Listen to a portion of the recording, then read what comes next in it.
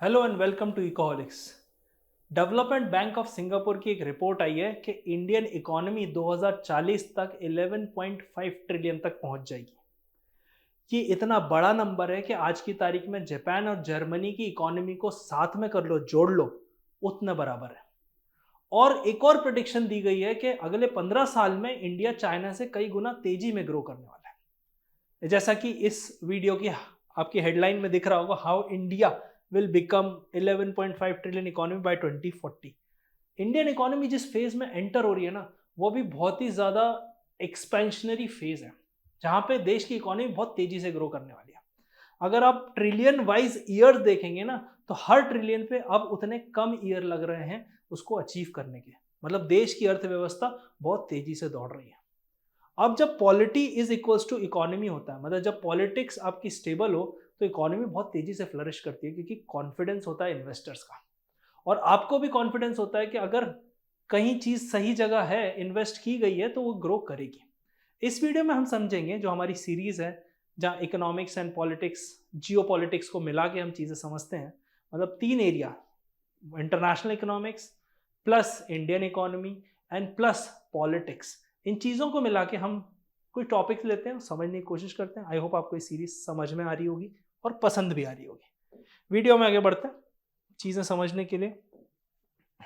अब सबसे पहले बिग पिक्चर समझते हैं क्या है, कि जो इंडिया की ग्रोथ स्टोरी है। मैंने पिछले वीडियो में आपको ऑयल और उस सब के बारे में भी बताया था। उसके पहले हमने रेयर अर्थ से रिलेटेड चीज़ें थी, वो भी डिस्कस की। अब उसी को कनेक्शन में इसको समझिए। अगर वो वीडियो आपने नहीं देखे तो इस वीडियो के बाद आप जरूर उसको देख लीजिएगा, आपको बहुत कंसेप्चुअल क्लैरिटी मिल जाएगी। अब इंडिया बाय 2040 11.5 ट्रिलियन ड्रीम पे आगे बढ़ रही है। डीबीएस बैंक सिंगापुर का जो उसने प्रोजेक्ट किया है कि इंडिया की जो जीडीपी ग्रोथ है वो एवरेज 6.7% से ग्रो करेगी 2025 से 2040 तक, जो कि चाइना की डबल है प्रोजेक्शन के हिसाब से। चल रहा है। अब चाइना कुछ ऐसा कर दे कि वो भी 6% पे ग्रो करना है, तो अलग बात है। नॉमिनल और रियल जीडीपी होती है। जैसे नॉमिनल जीडीपी की बात करें तो वो लगभग 9.7% से एनुअली बढ़ रही है, और एक्सपेक्टेड है कि इतने ट्रिलियन बाय 2030 और इतने ट्रिलियन बाय 2040 पहुंच जाएगी। तो आप देख सकते हैं कि इस 10 साल में तो डबल ही हो रही है। एशियन डेवलपमेंट बैंक की बात करें तो 6.5% उसने ग्रोथ बोला 26-27 के लिए, और कहा है कि स्ट्रॉन्ग मीडियम टर्म मोमेंटम बना हुआ है इंडियन इकोनॉमी का, जो कि कुछ वर्ल्ड लीडर्स, कुछ हमारे यहाँ के नेता बोल रहे थे कि इंडियन इकोनॉमी डेड इकोनॉमी। दुनिया देखो, दुनिया हाँ बोल रही है, दुनिया सैल्यूट कर रही है, पर हम है कि हमको यकीन ही नहीं आ रहा। अगर ये ग्रोथ होल्ड हो जाती है तो India will become world's third largest economy by early 2030s। ठीक है। अब लास्ट लाइन पढ़ते हैं, बहुत इंपॉर्टेंट है, हमेशा आपके लिए लिखता हूं। While the global economy slows, global economy slow हो रही है, इंडिया अगले गियर में डाल रही है गाड़ी और बिगेस्ट इकोनॉमिक लीप ले रही है, मतलब एक जंप। बट ये जो ग्रोथ है वो कौन ड्राइव कर रहा है, और क्या वो डीरेल हो सकती है, ये हमको डिकोड करना है 2040 तक की स्टोरी को लेके। तो आगे की सारी स्लाइड्स इसी को लेके है कि इंडिया को एज अ नेशन क्या करना चाहिए। क्योंकि इंडिया में नेता आएंगे, पार्टी आएगी, सब आएगा जाएगा, जो लोग हैं वही इंडिया बनाते हैं। चाहे वो हिंदू हो, मुसलमान हो, कोई से भी धर्म के हो, कोई से भी कास्ट के हो, कोई से भी स्टेट के हो, जब तक हम साथ हैं तब तक हमारा देश तेजी में ग्रो कर रहा है। तो बाय चीजें, बाय लॉज, कुछ भी हो जाए, if Indians are growing then the country is growing, and when country is growing तो इंडिविजुअल्स का भी फायदा होता है। आइए देखते हैं आगे क्या हो सकता है। सबसे पहले जब भी ग्रोथ की बात आती है, जैसे कि हमेशा बताता हूं, कि जो इंजन है उसको समझना होता है कि ग्रोथ इंजन्स क्या है। अब यहाँ पे लेबर एंड डेमोग्राफिक्स की यहाँ पे बात करते हैं। क्यों? क्योंकि इंडिया में अभी जो भी चीज है, हर चीज इंडिया में आ रही है। क्यों आ रही है भाई? इतना बड़ा मार्केट है, इसीलिए। इंडिया कुछ भी बोले, कुछ माने नहीं माने, सुपर पावर हो चाहे कोई सी पावर हो, पर इंडिया में फिर भी मरे जा रहे हैं ब्रांड आने को, क्योंकि उनको एंट्री चाहिए इंडिया के मार्केट में, इतना बड़ा मार्केट है। तो इंडिया के पास पीपल पावर है। अब पीपल पावर क्या है? अभी तो ये क्वांटिटी है, पर कैसे इसको क्वालिटी में कन्वर्ट किया जाए, ये इंपॉर्टेंट है। इस स्लाइड में मैं आपको समझाऊंगा कि क्वांटिटी से क्वालिटी में कैसे बदला जाए। Labour contribution to GDP growth 1.8%, जो कि 1/4 है लगभग टोटल ग्रोथ का। दूसरा, India's working age population, India की जो पॉपुलेशन है वो अभी यंग है, वर्किंग एज में है, सब लगे हुए हैं, पैसा कमा रहे हैं, खर्च कर रहे हैं, लाइफ बना रहे हैं, घर बना रहे हैं, गाड़ी खरीद रहे हैं, सब कुछ है। ये मैसिव डेमोग्राफिक एडवांटेज है, बट ये 2040 से धीरे धीरे फेड होना शुरू हो जाएगा। अब क्वांटिटी तो ठीक है हमारे पास है, बट वो क्वालिटी है क्या? कि अगर कोई बाहर की कंपनी आए तो क्या हमारे पास एजुकेटेड यूथ है? अगर है तो वो इंडिया में काम करना चाहता है या बाहर जाना चाहता है? हेल्थ केयर क्या है भाई? हेल्थ केयर अगर सही होगी तभी तो इंसान काम कर पाएगा, आधे दिन बीमार रहेगा, ड्रिंकिंग वाटर खराब है, चीज़ें खराब है। मैं पर्सनली जब सिंगापुर गया था तो वहाँ टैप वाटर पीते हैं, नल का पानी पी जाता है आदमी। होटल के नल में, जिस नल में आप ब्रश कर रहे हो उसी नल का पानी पी जाते हो। क्या इंडिया ऐसा कर सकता है कुछ कि ड्रिंकिंग वाटर को एक सेफ वाटर बना पाए जिससे आदमी पी सके पानी? क्योंकि इंडिया में पानी ही सप्लाई का ही आधा प्रॉब्लम है, हर मौसम चेंज होता है इंसान बीमार हो जाता है। फिर सैनिटाइजेशन, जिसको मैं कहूँगा स्वच्छ भारत अभियान, यही सेम इंसान हमारे देश का जब बाहर जाता है वो सारे रूल फॉलो करता है, ना कचरा बाहर फेंकेगा, ना इधर उधर थूकेगा, ना कुछ करेगा, बट वही इंसान वापस आता है और वो करता है। मतलब एक कल्चर की बात है, जैसे उन लोगों के साथ रहता है वैसा ही बन जाता है। आपका, अगर आप एक स्टूडेंट हो ना, आपका सर्कल बहुत इंपॉर्टेंट है, आपका सर्कल ग्रोथ वाला है कि टाइम पास वाला है, वो आपको देख लेना है। उसके बाद आती है स्किल्स। एआई का ज़माना आ रहा है, हमारे बंदों को गूगल चलाना नहीं आता था, अब एआई आ गया। एआई आ गया, वो एआई को एक शब्द लिखते हैं, वहाँ से सोचते हैं कि चीज़ें बाहर आ जाए। तो एआई सीखना ज़रूरी है। एआई कौन कौन सी जॉब्स को रिप्लेस नहीं करेगा, उसके लिए स्किल बनाना ज़रूरी है। तो ये सारी स्किल्स बहुत इंपॉर्टेंट है। फीमेल वर्क फोर्स पार्टिसिपेशन, अब इंडिया में सिर्फ अगर मैन करेंगे तो 50-50 पॉपुलेशन में एक इमेजिन कर लेता हूँ, तो 50% देश ही काम कर रहा है ना। जब फीमेल पार्टिसिपेशन भी बढ़ेगा तब देश की ग्रोथ कहाँ पहुँचेगी, आप देख सकते हैं। उससे प्रोडक्टिविटी में इंप्रूवमेंट्स आएगा और कई चीज़ें अनलॉक हो जाएंगी। तो ये इंजन है हमारे ग्रोथ का, और ये जो वीडियो देख रहे हैं आप लोग ही इंजन हो, क्योंकि इंडिया का जो यूथ है आप देख सकते हैं, ये बिगेस्ट एसेट है, बिगेस्ट एसेट। पर ये एसेट लाइबिलिटी में बदलते देर नहीं लगती। अगर ये पॉपुलेशन अनएजुकेटेड रहेगी तो ना खरीद पाएगी, ना काम कर पाएगी, ना बाय कर पाएगी, ना इनकम लेवल बढ़ेगा, और डिस्ट्रक्शन हो जाएगा भाई। But we need skills, education, and उनको एम्पावर करना है, क्योंकि better human capital, demographics can quickly turn into dependency अगर नहीं हुआ तो। अब यहाँ से हम देखते हैं कि इन्वेस्टमेंट क्या है और कैपिटल फॉर्मेशन क्या है, क्योंकि ये बहुत इंपॉर्टेंट है। ग्रोथ हमेशा सभी को चाहिए होती है। क्या फ्यूल है, तो हमने इंजन समझ लिया, अब हम फ्यूल समझेंगे। इंडिया का investment super cycle. Capital formation मतलब जो पूंजी का रोटेशन और उससे और कैपिटल बनना। वो प्रोजेक्ट है 2.6 पॉइंट्स में, मतलब लगभग 40% ओवरऑल ग्रोथ के हिसाब से। अब ये 3 कैटेगरी से है। पहला है रियल एस्टेट इन्वेस्टमेंट, दूसरा है government plus private capex, capital expenditure बोलते हैं इसको, और राइजिंग एफडीआई। सिंपल लैंग्वेज में मैं समझाता हूँ। रियल एस्टेट इन्वेस्टमेंट मतलब जनता बढ़ रही है, देश बढ़ रहा है, तो इतने लोगों की जगह है क्या रहने के लिए? अगर नहीं है तो जैसे प्रधानमंत्री आवास योजना, जिनके घर नहीं है उनको घर दिला रहे हैं। क्यों? स्लम्स भी हटाने हैं और घर दिलाने। प्रॉब्लम क्या है? स्लम्स होते हैं शहर में, और जब घर उनको बाहर दे देते हैं तो वहाँ रहने नहीं चाहते, क्योंकि इकोनॉमिक अपॉर्चुनिटी तो शहर के अंदर है ना, बाहर थोड़ी ना है। पर धीरे धीरे इसका सोल्यूशन ढूंढते हुए हमको करना है। पर हाउस होल्ड प्रोवाइड करना है, प्राइवेट प्लेयर्स ऐड करने हैं, तो ऐसे कॉन्ट्रेक्चुअल पीपीपी मॉडल चलता ही है। फिर गवर्नमेंट और प्राइवेट सेक्टर का कैपिटल एक्सपेंडिचर बढ़ाना है, केपैक्स। तो इंफ्रास्ट्रक्चर बनाएंगे, अच्छी रोड बनेंगी तो गाड़ियाँ बिक रही हैं। आप देखो कितनी गाड़ियाँ बिक रही हैं। बीच में एक समय आया था 2019 का, कोविड से पहले था, गाड़ियाँ नहीं बिक रही थी। आप मेरा यूट्यूब चैनल पे, इसी चैनल पे वीडियो भी देख सकते हैं 2019 का। ऑटोमोबाइल सेक्टर में भरी पड़ी थी गाड़ियाँ, कोई गाड़ी नहीं खरीद रहा था। एक मेजर प्रॉब्लम डिमांड की तो थी, पर इनोवेशन की भी थी। पर मैं आपको असली बात बताऊं, जब से रोड्स अच्छी बनने लग गई है ना, हाईवे बन गया, इंसान सोचता है हाँ 400 किलोमीटर अपने रेडियस में जो शहर में रह रहा हूँ गाड़ी से जा सकता हूँ, सुबह निकलूंगा शाम तक पहुंच जाऊंगा उजाले उजाले में। तो रोड अच्छी बनेगी, इंफ्रास्ट्रक्चर होगा, सारी चीजें होंगी। डिफेंस, अभी ऑपरेशन सिंदूर हुआ, उसके पहले जो भी हुआ, देश की इकोनॉमी रुकी नहीं, क्योंकि हमको हमारी डिफेंस फोर्सेस पे भरोसा था कि जब हम रात में सोने जाएंगे ना तो सुबह जरूर उठेंगे। आप समझ रहे हो? डिफेंस फोर्सेस पे भरोसा होना बहुत जरूरी है। तो जो आप टैक्स पे करते हो ना, लोग पूछते हैं मेरा 18% जीएसटी, मेरा 30% इनकम टैक्स, वो वही था जो मिसाइलें छोड़ रहे थे, जो रडार थे, जो मिसाइल इंटरसेप्टर थे, ये सारी चीजें। फिर आ जाता है डिजिटल। डिजिटल में तो बात ही नहीं है, यूपीआई ने रेवोल्यूशनाइज कर दिया इंडिया की पेमेंट्स को। तो ये भी एक डिजिटल इंफ्रास्ट्रक्चर है, ई कॉमर्स मार्केट है इंडिया में, काफ़ी तेज़ी से है, काफ़ी पेनिट्रेट हो रहा है। अभी तो मेट्रो और टीयर 1 टीयर 2 तक ही है, अभी रूरल एरिया का तो एक्सप्लोरेशन बचा ही है।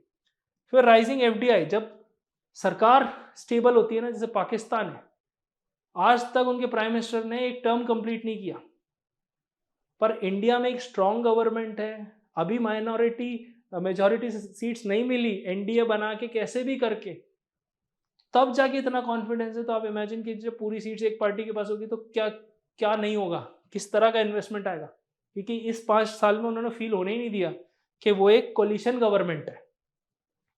तो rising FDI due to improved ease of doing business, अभी भी काफ़ी स्कोप है इसमें, एंट्री एग्जिट कंपटीशन बहुत सारी चीज़ें, बट जैसा भी है players are interested in participating in Indian market. Infrastructure की बात करूँ तो road, railway, port, power, digital connectivity, यही एक इंपॉर्टेंट है जहाँ पे करना है। तो पीएम गति शक्ति, नेशनल इंफ्रास्ट्रक्चर पाइपलाइन, ये सब बहुत इंपॉर्टेंट है। अब एक इंपॉर्टेंट लाइन जो मैं हमेशा बोलता हूँ, every express way, metro line and data centre built adds to India's growth story. Capital formation isn't just number, सिर्फ नंबर नहीं है कैपिटल फॉर्मेशन, ये फाउंडेशन है किसका, विकसित भारत 2047, जो हमारे प्राइम मिनिस्टर का एम है, जो हमारी सरकार का एम है कि 2047 तक हमको 2047 तक विकसित भारत बनना है, डेवलप्ड कंट्री। वो विजन को लेके हम चल रहे हैं।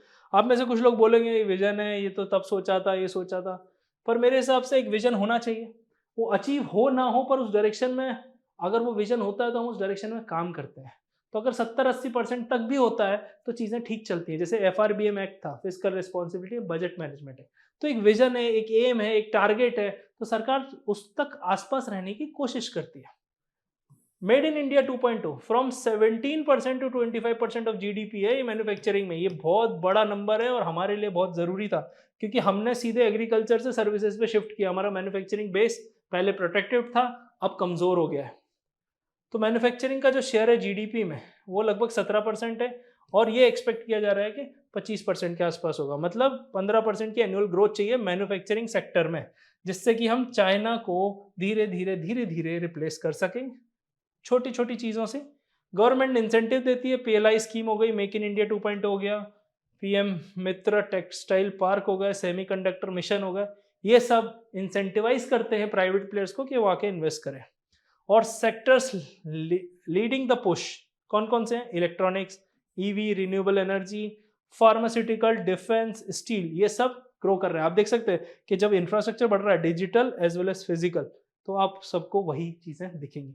डिफेंस इसीलिए क्योंकि हमारी जो परफॉर्मेंस है ना, हमारी आर्म्ड फोर्सेस की, हमारी आर्म्ड फोर्सेस की जो परफॉर्मेंस है, उस वजह से हमारे डिफेंस सेक्टर का प्रोडक्शन बूस्ट हो रहा है, और आजू बाजू की जितनी कंट्रीज हैं वो हमारे डिफेंस प्रोडक्ट्स चाहती हैं उनकी प्रोटेक्शन के लिए। मैन्युफैक्चरिंग का क्या मतलब है, job creation, exports, technology transfer. सो मैन्युफैक्चरिंग यहाँ सिर्फ कुछ चीज़ बनाने से नहीं है, ये तीनों चीज़ों से। तो सर्विसेज जो थी उन्होंने बनाया था न्यू इंडिया 1.0, पर मैन्युफैक्चर जो है ना वो बनाएगा न्यू इंडिया 2.0। तो ये जो डेकेड है ना, where factories not call centres driver next wave of prosperity. So ये फैक्ट्रीज, स्पेशल इकोनॉमिक जोन, ये सारी चीज़ें आपको मदद करने वाली हैं। अब कंजम्पशन और इनकम और द मिडिल क्लास सर्च की बात करते हैं। मैंने पिछले वीडियो में बताया था कि ये बहुत ज़्यादा वाइटल है। अगर आप देखेंगे third AC, second AC, AC के डब्बे, एसी की पूरी पूरी ट्रेन, तो इनकम लेवल बड़ा है इंडियंस का। कारें भी आप देखिए, घर में एक होती थी पहले, अब दो दो तीन तीन हर आदमी की एक होती है, तो वो सारी चीज़ें अच्छी हैं। From this to this rise of India's middle class. Middle class के बारे में समझते हैं। पर कैपिटा इनकम देखिए यहाँ पे, ये जो फिगर था, अब ये फिगर हमारी उम्मीद है, तो अपर मिडिल क्लास इनकम का थ्रेशोल्ड बढ़ रहा है ना।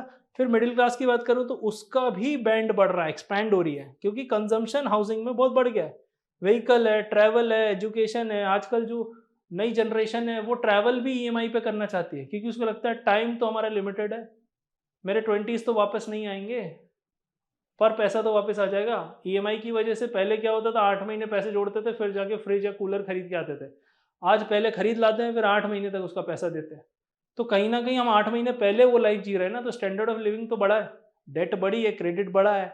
हो सकता है कुछ लोगों को कर्ज से नफरत हो, पर इकोनॉमी को तो ग्रोथ मिलती है, आपको सामान मिलता है। 8 महीने इंतजार करने से पहले मिल गया, पैसे आपको देने ही थे।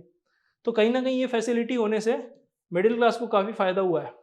और ये हम फेस्टिव सीजन में देख सकते हैं, लगभग 5 लाख करोड़ खर्च किए हैं दिवाली के फेस्टिवल के आसपास। Demand growth will attract more domestic and global brands to invest in India. ये अगेन पॉलिटिकल स्टेबिलिटी की वजह से बहुत है। 8th पे कमीशन अभी लगा है, पब्लिक सेक्टर की सैलरी बढ़ जाएगी, तो यहाँ से आपको अगेन कंजम्पशन स्टिमुलस दिखेगा। और चीज़ें, इन्फ्लेशन तो हो गई थोड़ा बहुत, बट इससे आपको इकोनॉमी में स्पेंडिंग दिखेगी। ठीक है, an economy doesn't grow on export alone, मतलब सिर्फ इंडिया एक्सपोर्ट करे वहां से नहीं, डोमेस्टिक कंजम्पशन से भी होती है। So it grows when people can spend, upgrade and dream bigger. India's next growth engine in the aspiration of its citizen. ठीक है, तो ये समझते हैं आप। Next external relation in global context, बहुत इंपॉर्टेंट है। तो पहले मैंने सेक्टर की बात की, लोगों की बात की, फिर लोगों से रिलेटेड कैपिटल फॉर्मेशन की बात की। पिछली स्लाइड में हम देखा इंडिया क्या कर सकता है, इस स्लाइड में हम देखेंगे एक्सटर्नल की बात है। सो नेविगेटिंग अ वॉलेटाइल वर्ल्ड, क्यों हर जगह टेरिफ है, हर जगह वॉर है। अगर आप सेकेंड वर्ल्ड वॉर की बात देखें ना, तो सेकेंड वर्ल्ड वॉर में जितनी कंट्रीज इन्वॉल्व थी ना, आज जो कंट्रीज इन्वॉल्व है वॉर में वो डबल है, पर फिर भी ये थर्ड वर्ल्ड वॉर नहीं कहला रही है। तो आप इसको समझ सकते हैं कि पूरा वर्ल्ड वॉलेटाइल चल रहा है और जियोपॉलिटिकल बैलेंस इंडिया को बना के रखना है। इंडिया को रशिया से भी दोस्ती करनी है, इंडिया को इजराइल से भी करनी है, इंडिया को मिडिल ईस्ट से भी करनी है, इंडिया को यूएस से भी करनी है, चाइना से भी करनी है, और फिर नेबर्स को भी प्रोटेक्ट करना है। और इसके साथ साथ बाकी छोटी कंट्रीज, आसियान और जैसे ग्रुप हो गए, उनको भी ध्यान रखना है। तो इंडिया को बैलेंस ज़रूरी है। तो इंडिया डिप्लोमेसी से पूरी चीज़ें करता है। तो India recently secured 6 month exemption from US sanctions on Chabahar port. ये बहुत वाइटल है। अभी जो अफगानिस्तान में चीज़ें चल रही हैं, चाबहार पोर्ट उसका एक एंट्री गेट है, और जो अफगानिस्तान और पाकिस्तान के बीच में चल रहा है उसके लिए ये बहुत स्ट्रेटेजिक है। और ये जो हमको मिला है 6 मंथ्स का एक्सटेंशन, वो इसलिए मिला है कि वहाँ पे हम डिफेंस का कुछ ऐसा चीज़ नहीं कर रहे हैं जो वॉर एज से रिलेटेड हो, सिर्फ कैपिटल इन्वेस्टमेंट और ये सारी बातें। तो ये ट्रेड के लिए हमारे लिए बहुत ज़्यादा ज़रूरी है। अब इंडियाज़ की जो स्ट्रेटेजिक बैलेंसिंग है, यूएस, रशिया और रीजनल पार्टनर, जिसमें मैं चाइना भी बोल ही सकता हूँ, वो इंडिया ने दिखाया भी है। जो ग्लोबल रिस्क है ऑयल प्राइस वॉलेटिलिटी की, कि रशिया से नहीं लेना, डिस्काउंटेड मिल रहा है तब भी नहीं लेना, सेकेंडरी सैंक्शन का जो मैंने अभी लास्ट 2-3 दिन पहले वीडियो पब्लिश किया था उसमें भी डिस्कस किया था। फिर क्लाइमेट इवेंट्स, जियोपॉलिटिकल कॉन्फ्लिक्ट्स, ये सारी चीज़ें ना हमारी ग्रोथ को इम्पैक्ट कर सकती है। तो कहीं ना कहीं आप देखो कि इंडिया की ग्रोथ को रोकने के लिए लगे हुए हैं, पूरी दुनिया लगी हुई है कि ये जो घोड़ा तेजी से दौड़ रहा है ना, इस पर लगाम लगाई जाए। अब इंडिया को क्या करना है, एनर्जी सोर्सेज को डाइवर्सिफाई करना है, रिन्यूएबल सेक्टर्स को बूस्ट करना है, रिजर्व्स बिल्ड करने हैं, और अपनी ग्रोथ ट्रेजेक्टरी को सेव करना है। मतलब सरकार का एक ही काम है, हमारी गाड़ी तेजी से दौड़ रही है, बस वो गाड़ी का प्रोटेक्शन करते रहना है। ठीक है, तो इंडिया की जो डिप्लोमेसी है अब वो इकोनॉमिक स्ट्रैटेजी है। ठीक है, अब उसमें क्या करना है, वॉशिंगटन, मॉस्को, तेहरान और बीजिंग सभी को जियोपॉलिटिक्स में करना है, पर हमारी एनर्जी सिक्योरिटी और एक्सपोर्ट का एक्सेस बनाए रखना है। अब जो चैलेंजेस आने वाले हैं सामने वो क्या है, यहाँ पे समझते हैं। Opportunities versus obstacles. क्या हमारे पास आगे जाके अपॉर्चुनिटीज हैं, मतलब मेनली क्या ऑप्शंस है, ऑब्स्टिकल मतलब हर्डल्स, क्या रुकावटें आ सकती हैं। तो चैलेंजेस में देखते हैं, क्लाइमेट चेंज का अडेप्टेशन है, क्योंकि इंडिया एक डेमोक्रेटिक कंट्री है, और यहाँ पर अगर हम कुछ भी एक्सप्लोरेशन या कुछ भी करेंगे तो लोग प्रोटेस्ट करने लग जाते हैं। जैसे अभी आपने लद्दाख में भी देखा होगा, ऑल दो वो प्रोटेस्ट एनवायरनमेंट से रिलेटेड नहीं थे, ये प्रूवन है। आप न्यूज़पेपर में पढ़ सकते हैं, सारी जगह आप देख सकते हैं, मैं किसी का नाम नहीं लूंगा, आप बहुत समझदार हैं, आप उस चीज़ों को समझिए कि चाइना को तकलीफ होती है जब भी इंडिया बॉर्डर के पास कुछ भी करता है। मैं हर साल लद्दाख जाता हूँ, मैं हर साल में इंफ्रास्ट्रक्चर डेवलपमेंट में इतना तेजी में बदलाव देख रहा हूँ जो चाइना को डाइजेस्ट नहीं हो रहा है। इसलिए जब भी इंडिया की तरफ से कोई रोड बनती है वो अपने उधर तो बनाता रहता है, यहाँ वो प्रोटेस्ट करवा देता है। अब कौन कर रहा है, क्या कर रहा है, कितना सच है, कौन देश के लिए काम कर रहा है, कोई एनवायरनमेंट के लिए काम कर रहा है, ये आपको क्लियरली समझ में आ जाएगा। फिर अर्बन कंजेशन, ये बहुत बड़ी प्रॉब्लम है, हर जगह ट्रैफिक जाम रहता है, रोड्स उस हिसाब से है नहीं जितनी गाड़ियां हैं। फिर पीक ट्रैफिक मैनेजमेंट है नहीं, क्योंकि रोडों पे आपने कभी देखा ही नहीं होगा कि लोगों को निकालने के लिए मदद कर रहे हैं। जब तक बहुत ज़्यादा ट्रैफिक जाम नहीं हो जाता तब तक ऐसे ही होता है, पर आप न्यूज़ में आए दिन सुनते हैं कि यहाँ प्रॉब्लम, वहाँ प्रॉब्लम, मेट्रो सिटीज़ की अलग प्रॉब्लम। फिजिकल डिसिप्लिन बहुत ज़्यादा ज़रूरी है, क्योंकि वेलफेयर नीड्स बढ़ती जाएंगी जैसे जैसे health care, education, social protection, ये सब बहुत इंपॉर्टेंट है। क्योंकि जब इकोनॉमी ग्रो करती है ना तो इनइक्वालिटी ग्रो करती है, और जब इनइक्वालिटी ग्रो करती है ना तो फिर क्राइम्स बढ़ते हैं। तो ये सब चीज़ों में भी इंपॉर्टेंट है कि इंडिया को ध्यान रखना है। Need for labour market reforms, hiring और फायरिंग के रूल्स इजी करने, ईज ऑफ लैंड एक्विजिशन, कई कंपनीज हैं जो इंडिया में इन्वेस्ट करना चाहती हैं तो उनको ज़मीन ही नहीं मिलती, और ज़मीन मिलते मिलते 5-6 साल निकल जाते हैं तो उनका भी इन्वेस्टमेंट टाइमली मूव नहीं हो पाता। तो इसमें मैन्युफैक्चरिंग बूम चाहिए, तो ये बहुत ज़रूरी है, इसको सॉर्ट करना, ये बहुत इंपॉर्टेंट पॉइंट है। ठीक है, फिर ग्लोबल स्लोडाउन जो चल रहा है, क्योंकि हमारे एक्सपोर्ट उससे अफेक्ट होंगे, और एक्सपोर्ट अफेक्ट होंगे मतलब डॉलर अर्निंग अफेक्ट होगी, और डॉलर अर्निंग अफेक्ट होगी मतलब हमारी जो परचेज है, जो हम इंपोर्ट करते हैं, पेट्रोलियम हो गया या रेयर अर्थ्स हो गए या कुछ भी हो गया जो हमारे इनपुट के लिए ज़रूरी है मैन्युफैक्चरिंग में, वो प्रॉब्लम क्रिएट करेगी। एआई ऑटोमेशन भी हमारी जॉब्स को डिसरप्ट करेगा, और इंडिया में इस मामले में है काफ़ी लोग, क्योंकि जो जब एआई आएगा ना तो लोगों की ज़रूरत तो पड़ेगी पर कम लोगों की ज़रूरत पड़ेगी।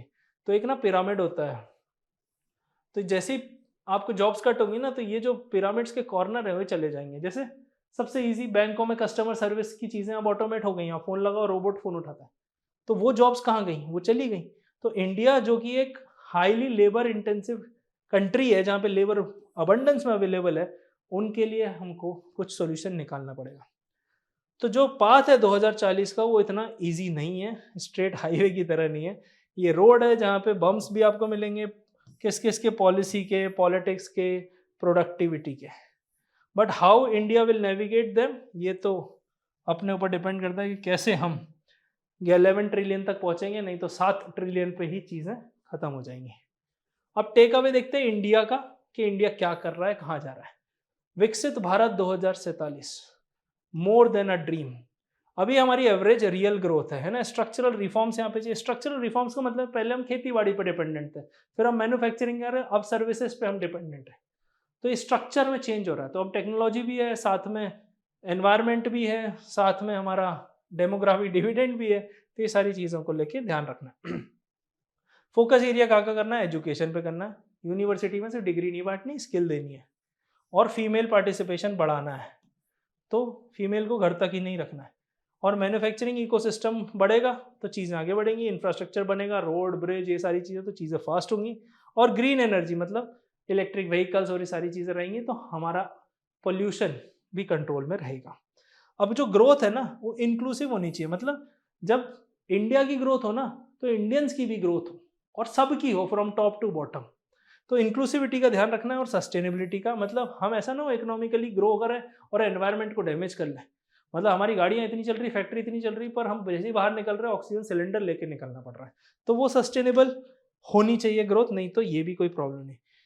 अब नंबर्स की बात करें तो 11.5 ट्रिलियन जो पहुंचना है, ये स्पिरिट में तो ठीक है, पर ये विकसित भारत का एक अपना सपना है।